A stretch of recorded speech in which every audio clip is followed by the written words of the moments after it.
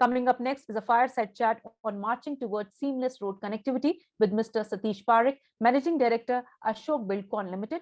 I would like to invite Megha Manjanda, Assistant Editor, Digital Content, ETInfra, to take the conversation ahead. Welcome, Mr. Parakh and Megha.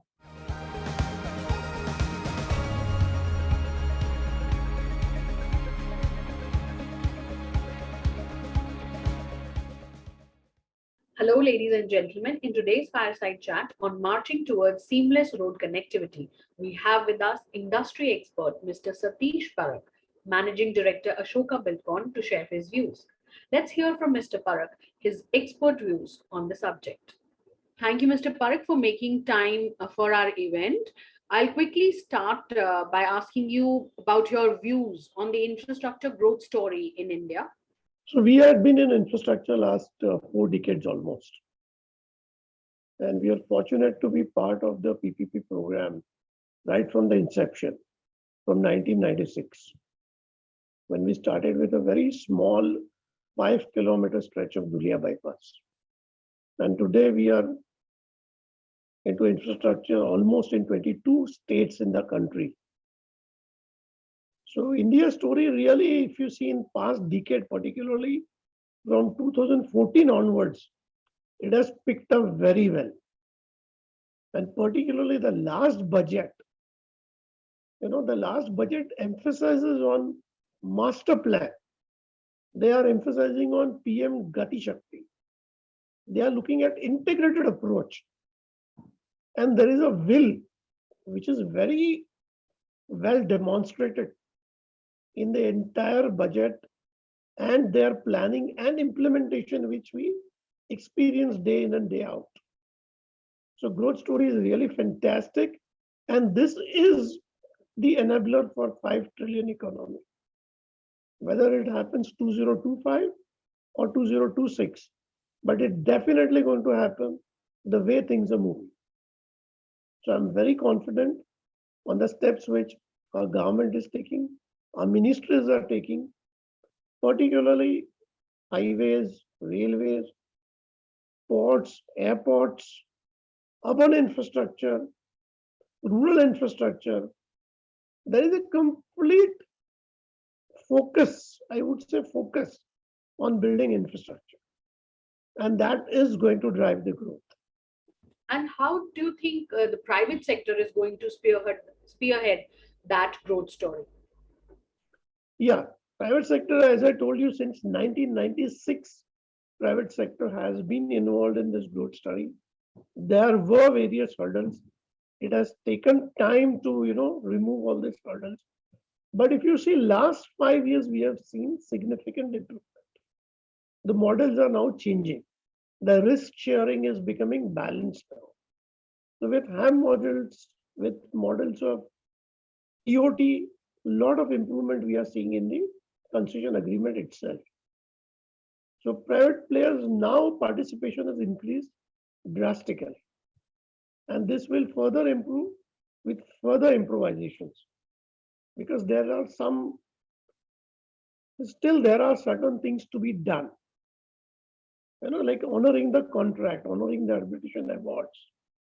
Now, this is a little slow in our country. So which are the areas where you think some things need to be done from, are you talking about from the policy point of view or from investment point of view? Policy point of view, what we need is dispute resolution has to be seamless. The contract should not be one-sided. So this needs to improve. Here is a need for going to global standards. So we need to really adopt those standards and implement them. Though there is a will, they are finding ways. There is a huge improvement, but still long way to go. So you mentioned about dispute redressal and dispute resolution. NHI came out with a dispute resolution plan almost 2 years ago, a little over 2 years ago. That too for the private sector in highways.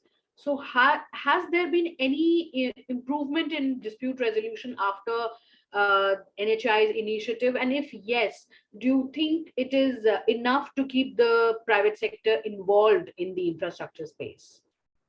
Yes, there is an improvement from what used to happen to what is happening now. But this overall exercise is not enough because there is even a limited approach to the whole concept of dispute resolution. Even arbitration awards are renegotiated, and they are renegotiated to the extent where they again fail to address the dispute itself. So we really need to come forward and, honor the contract, honor the arbitration awards in the spirit in which they are given.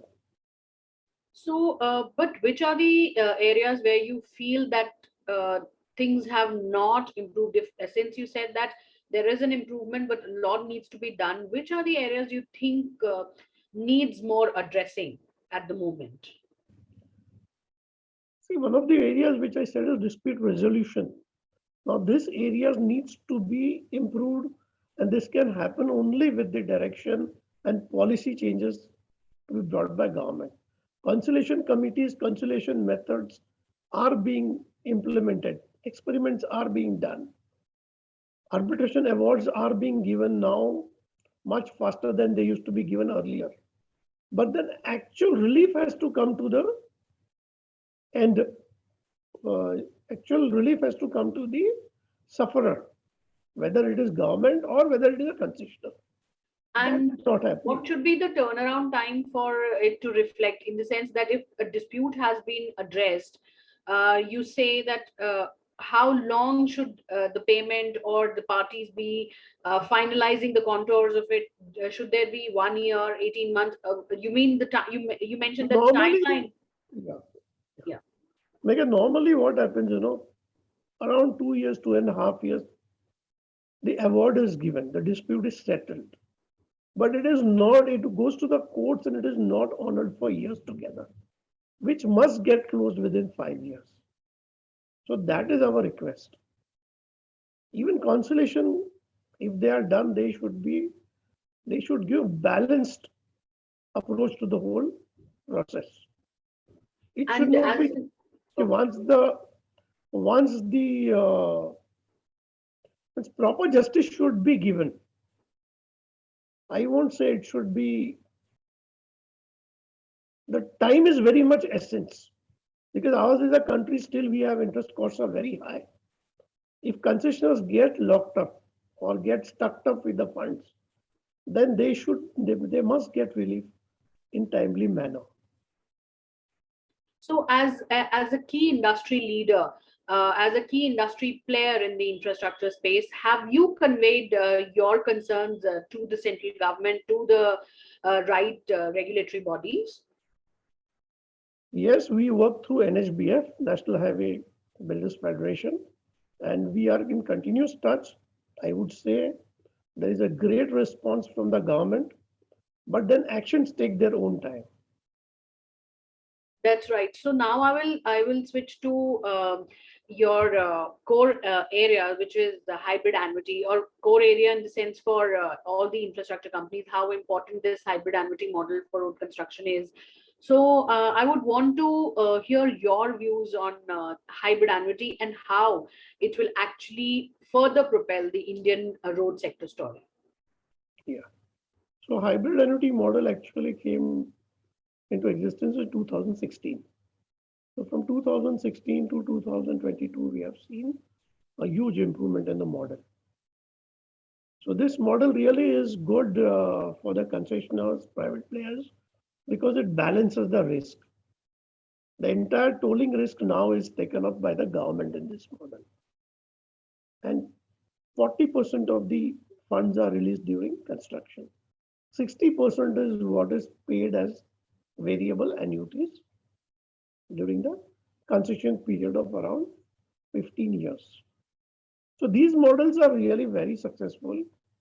There's a lot of participation in this model, and it's good. It's going on well now. Means it started with 10% of the projects on hybrid annuity, and now what we are seeing is almost 52% of the projects are bid out on hybrid annuity. And going forward, this may increase. this you feel that the percentage of hybrid annuity in the overall project mix is going to increase further from what it is right now, which is in the range of 50%. Right. Okay. So do you see Well, there are certain improvements to be made in this model. if you could elaborate those improvements, what are those changes that you feel should be there in the new hybrid annuity contracts, or the new or the hybrid annuity model that the government is Particularly the older hybrid annuity models had linked interest rate to RBI rates, which should have been done to the MCLR rates of the banks, because all our borrowings depend upon MCLR rates. So after a lot of persuasion, government could change it, but they change only for the newer projects. So all the older projects today are not getting exit because there is a huge erosion of equity because of the earlier model. So similar, some issues are there with the new model also, which we are taking up with the government and seeing that these improvements are timely made. will it be possible for you to elaborate the issues that are there and which you have taken up to the government? At this stage, I would not like to take up on this. All right. All right. And since we have talked about hybrid annuity and its future, and we see that it is going to be really bright, do you think that road sector is poised to contribute to country's GDP? And what kind of contribution do you see coming from the road sector? Yeah, see, road sector is what 65% of our freight or transportation happens on the road sector. 90% of our passenger movements is on the road sector. So this actually is the enabler for 5 trillion economy. Entire economy, right from manufacturing to agriculture to any movement, logistics is playing a great role. If you see world over, logistic costs are between 10 to 12% of GDP. Europe, China. In India, these costs are 14 to 16%. Now with improved infrastructure, with expressways coming in, with continuous improvement in quality and upgradation of national highways, our logistic costs are going to substantially come down. And this will really help for the growth of economy. So this playing huge role, these are arteries. As arteries play a role in our body, actually for the country, if we have excellent roads and excellent growth in infrastructure, definitely our growth and we will be competitive compared to all other countries in the world. And since we have talked about road construction, I would ask you your views on a slightly unrelated subject that we are talking right now, is the subject of road safety. If I may ask you in terms of what needs to be done in the area of road safety by the private sector and by the government in terms of policy, where do you see the challenge, and what kind of opportunity does it have? Yes, road safety is very close to my heart, and I am a current president of International Road Federation India chapter. Road safety government is very much focused. In last few years, we have seen enhanced focus from government. They are insisting on reducing accidents on the road. So technology is playing a huge role in road safety. Basically, as a road safety organization at IRF, we had been interacting with government very positively. And we are trying to see enforcement is brought into this sector. Once enforcement comes, and to enable enforcement, we are seeing that technology is used. So once technology comes in play, enforcement is there, we will see huge improvement in the overall, discipline which needs to be followed by anybody who's driving a vehicle. Now, engineering wise, there is a huge improvement in our roads, particularly national highways and state highways. We have to improve on rural roads. We have to improve on our urban infrastructure. But slowly and gradually, our focus is moving towards safety. So with quality, safety is going hand in hand. And this is very much essential if we really want to come up to global standards. And advanced technology, as much as we use, will help us regulate this. That's true, sir. So thank you, Mr. Parakh. Thank you for your time, and thank you for talking to us. And thank you for participating in our event and making it a success. Thanks very much. Thank you. Thank you very Any much. closing remarks that you would want to make?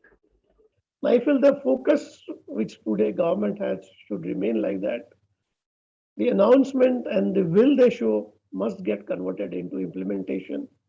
And definitely private sector will stand with the government to build this infrastructure. Thank you. Right. Right. Thank you. Thanks a lot.